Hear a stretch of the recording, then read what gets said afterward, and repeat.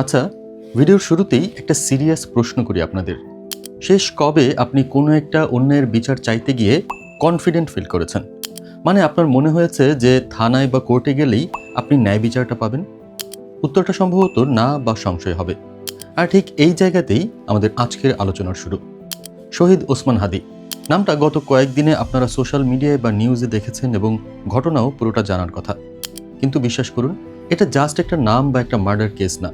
এটা একটা সিগন্যাল, একটা ওয়ার্নিং বেল, যেটা আমাদের জানান দিচ্ছে যে সামনে আমাদের সমাজটা কোন ভয়াবহ দিকে যাচ্ছে। আজকে আমরা একটু ডিপলি কথা বলবো, কোনো রাজনৈতিক দলের পক্ষে বা বিপক্ষে না, বরং সমাজটা কিভাবে কাজ করে সেই লজিক থেকে। আজকে আমরা শুধু বিচারহীনতা নিয়ে কথা বলবো না, আমরা কথা বলবো এমন একজন মানুষকে নিয়ে, তিনি জরাজীর্ণ দুর্নীতিগ্রস্ত একটা সিস্টেমের ছাই থেকে ফিনিক্স পাখির মতো উঠে এসেছিলেন। এবং জানবো, যদি দ্রুত বিচার না হয় তবে কেন তার বিচার না হওয়াটা আগামী 5 বছরের মধ্যে আমাদের সমাজকে তছনছ করে দিতে পারে।